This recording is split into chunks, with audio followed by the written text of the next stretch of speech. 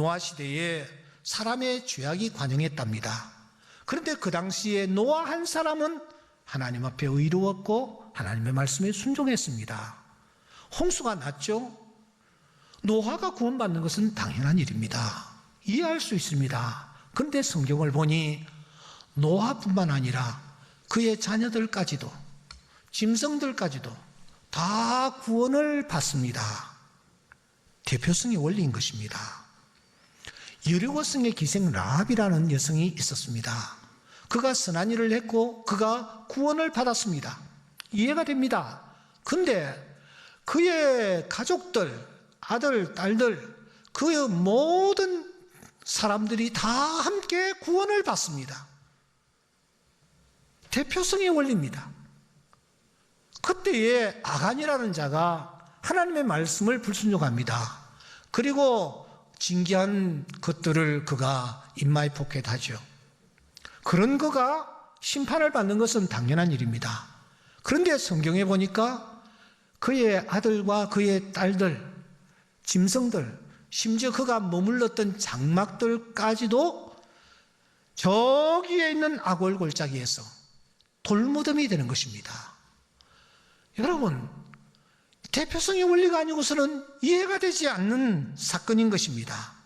심지어 이런 말씀도 있습니다. 나 여호와는 질투하는 하나님이다. 나를 미워하는 자의 죄를 갚는데 아들에게로 3, 4대까지 내가 이루게 하겠다. 여러분, 아들, 손자가 무슨 잘못이 있습니까? 나를 사랑하고 계명을 지키는 자에는 1000대까지 은혜를 베풀겠다. 그 자녀손들이 무슨 일을 행할지 알지 못하는데 어떻게 1000대까지 은혜를 받습니까? 대표성의 원리인 것입니다. 주 예수를 믿으라. 그리하면 너와 내 집이 구원을 얻으리라. 내가 예수 믿는데 집의 모든 사람들이 다 구원을 받는 역사가 일어날 것이라는 것입니다. 대표성의 원리인 것입니다. 이 대표성의 원리가 에덴 동산에서부터 면면이 흐르고 있습니다. 때문에 바울은 대표성의 원리를 몇 차례나 강조하며 반복합니다.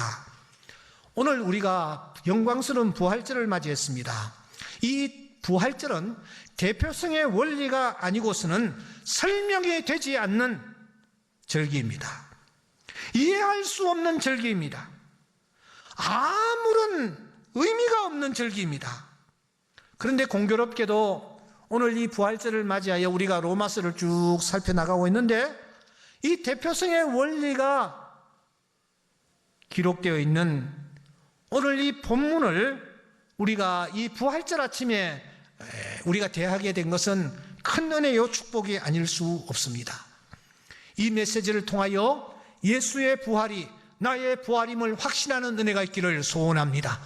그분이 죽으신 것이 내가 죽으신 것과 내가 죽은 것과 마찬가지임을 깨닫고 그분이 살아나신 것이 내가 살아난 것과 마찬가지임을 다시 한번 확인하면서 부활의 주님을 높이고 부활의 주님을 찬양하는 오늘 이 귀한 아침 되기를 소원합니다.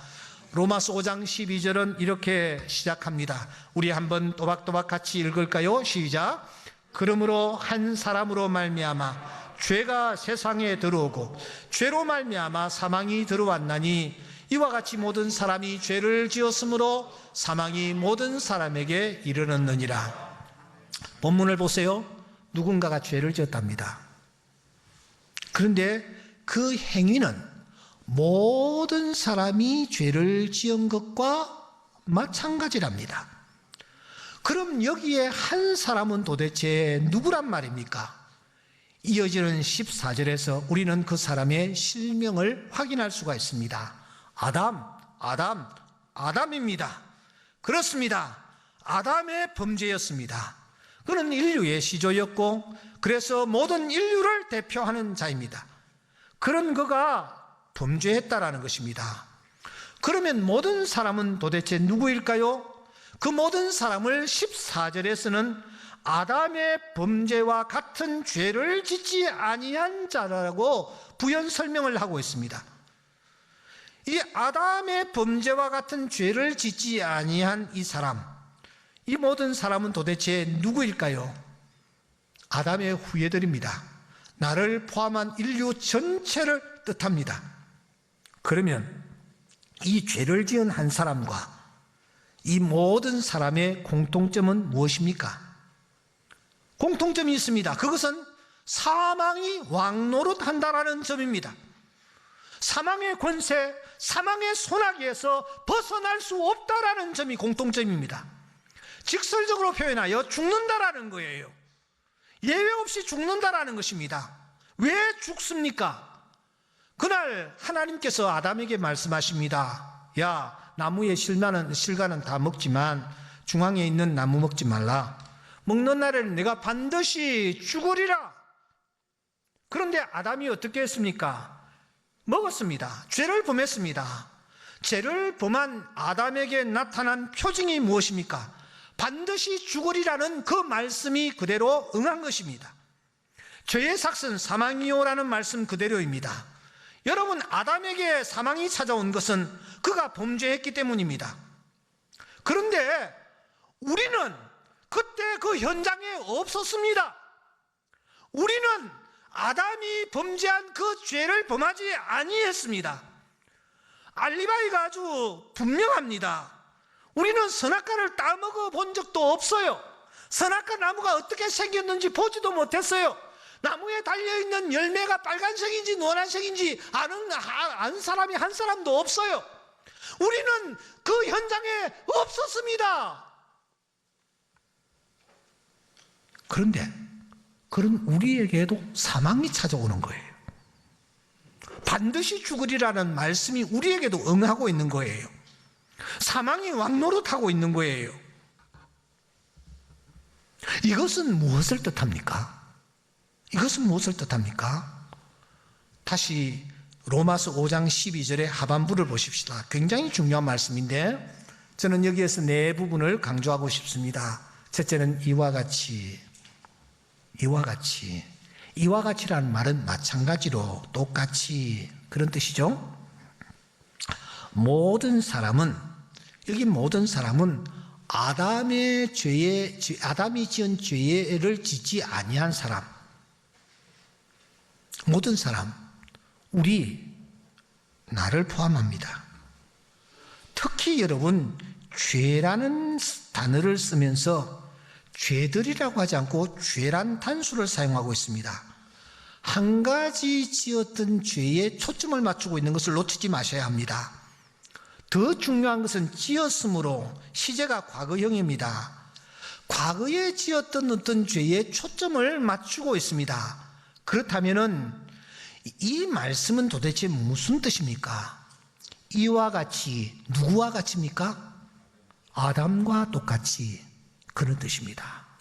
모든 사람, 아담이 지은 죄와 같은 죄를 짓지 아니했지만 예외 없이 모두가 그런 뜻입니다. 죄라는 단수를 유의하십시오. 한 가지 사건에 지금 초점을 맞추고 있습니다.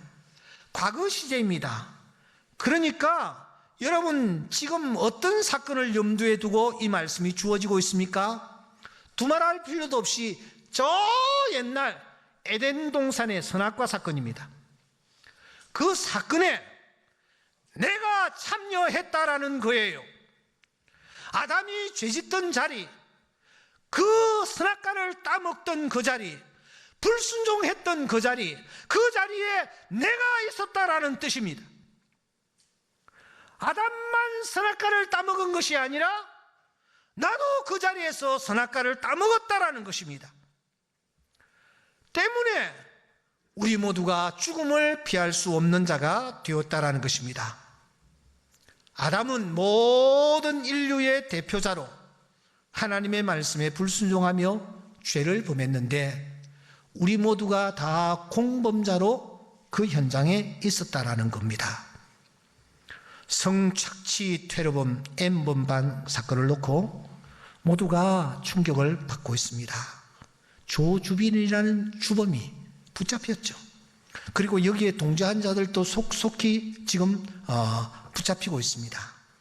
문제는 적지 아니한 입장료를 내고 그것도 복잡한 단계를 거쳐서 그곳에 들어가 참여했던, 즐겼던 자들을 어떻게 볼 것이냐. 26만 명이라고 하는데 평균 70만 원으로 잡으면 1820억 원이라고 하는데, 이 자들을 공범자로 처벌해야 하는 것이 아니냐 하는 목소리에 힘이 실리고 있습니다. 공범자라는 거예요. 그러므로 여러분, 성경에서 우리가 죄인이라고 하는 것은 지금 내가 어떤 죄를 저지르느냐, 앞으로 어떤 악을 행할 것이냐 하는 문제와는 근본적으로 차원이 다른 문제입니다. 그것은 나의 행동 이전의 문제입니다. 그것은 나의 존재 이전의 문제입니다. 여러분, 내가 이 땅의 모습을 드러내기 전의 문제입니다. 숙명적으로 우리 모두는 내 의지와는 관계없이 죄인으로 태어났습니다. 그러므로 죄를 지어서 죄인이기에 앞서 죄인이기 때문에 죄를 짓는 자들이 된 것입니다. 왜 그렇습니까? 아담이 죄를 지을 때 나도 그 현장에 있었기 때문입니다. 이것은 사망이 나에게도 왕노릇하는 것이 증명하는 것입니다. 누구나 죽는 것이 증명하는 것입니다. 죽음을 피할 자가 없는 것이 증명하는 것입니다. 바로 대표성의 원리입니다. 사랑하는 여러분, 이제 저는 여러분들에게 질문을 던져야 합니다. 여러분, 내가 태어나기 전에 나는 이미 죄인이었고 죄를 지을 수밖에 없는 존재라는 사실을 인정하십니까? 인정하셔야 합니다. 인정하셔야 답이 나옵니다. 대표성의 원리가 나에게도 적용이 된단 말입니다. 이렇게 인정하는 자에게 또 하나의 대표가 등장을 하고 있습니다. 누구입니까? 5장 15절을 보시면 한 사람, 17절에 보시면 한 분, 18절에 보시면 한 행동, 19절에 보시면 한 사람. 이 한 사람은 아담은 아닙니다. 그러면 여기에 한 사람은 누구입니까? 그렇습니다. 2000년 전 이 땅에 인간의 몸을 입고 이 세상에 오신 나사렛 예수라는 분입니다. 이 한 분이 조금 전에 우리가 나누었던 한 사람 아담과 대칭을 이루면서 전혀 다른 제2의 아담으로 등장하십니다. 첫사람 아담은 범죄했습니다. 불순종했습니다. 정죄를 받았습니다. 그래서 모든 사람에게 사망을 안겨주었습니다. 그런데 둘째 아담 예수, 그분은 순종했습니다. 의를 행하셨습니다. 의롭다고 칭함을 받으셨습니다. 그래서 모든 사람에게 생명 안에서 왕노릇할 수 있는 은혜를 부어주셨습니다. 이 대표성의 원리를 바울은 이렇게 설명합니다. 그러나 이 은사는 범죄와 같지 아니하니 곧 한 사람의 범죄로 인하여 많은 사람이 죽었은즉 더욱 하나님의 은혜와 또 한 사람 그리스도의 은혜로 말미암은 선물은 많은 사람에게 미쳤느니라. 한 사람 때문에 많은 사람이 죽었습니다. 그런데 한 사람 때문에 많은 사람이 은혜를 입습니다. 17절, 한 사람의 범죄로 말미암아 사망이 그 한 사람을 통하여 왕노릇하였은즉 더욱 은혜와 의의 선물을 넘치게 받는 자들은 한 분 그리스도 예수를 통하여 생명 안에서 왕노릇하리로다. 한 사람이 죄를 범했습니다. 그래서 그 죄로 말미암아 사망이 많은 사람들에게 찾아와 왕노릇을 합니다. 그런데 또 한 분, 그분 예수 그리스도 때문에 생명이 그 안에 임하고 생명 안에서 왕노릇하는 축복이 나타난다라는 것입니다. 한 사람과 또 한 사람입니다.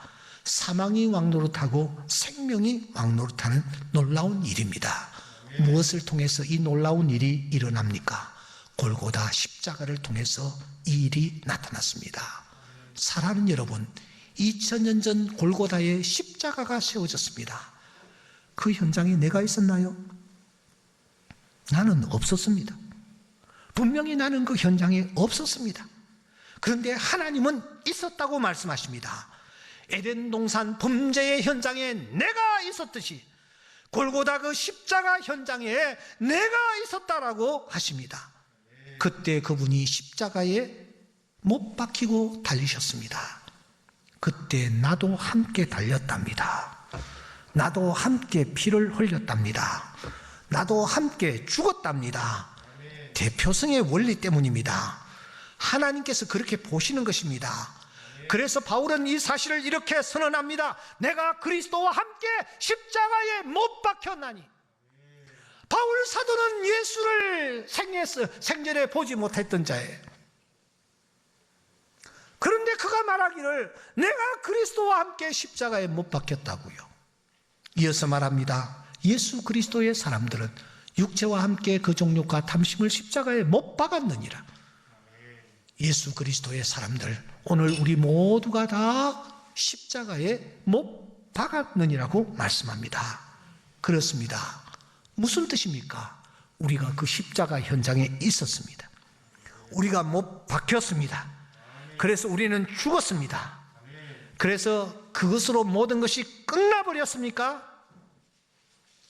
그날 우리를 대표하여 십자가에 못 박히신 예수 그리스도, 그 예수 그리스도는 아침 9시경에 십자가에 달리셔서 오후 3시경에 테텔레스타이 하시면서 그분은 숨이 끊어졌습니다. 이 사실을 원수들까지 확인을 하지 않았습니까? 요한복음 19장에 보면은 군인들, 이 형을 집행하던 자들이 예수와 함께 십자가에 못 박힌 사람과 또 다른 사람의 다리를 끊고 했습니다. 상황을 보십시오. 예수의 십자가는 중앙에 있었고 좌우에 강도들을 매단 십자가가 있었습니다. 군인들이 확인하기 위해서 좌우에서 이쪽 강도 저쪽 강도를 확인하였습니다. 다리를 꺾었습니다. 이들이 함께 중앙에 있는 십자가 가까이 다가왔습니다. 중앙에 달린 예수 그리스도를 보니 완전히 운명하신 거예요. 그래서 다리를 꺾을 필요가 없다라고 생각했습니다. 하지만 한 군인이 창을 가지고 예수의 옆구리를 찔러버렸습니다.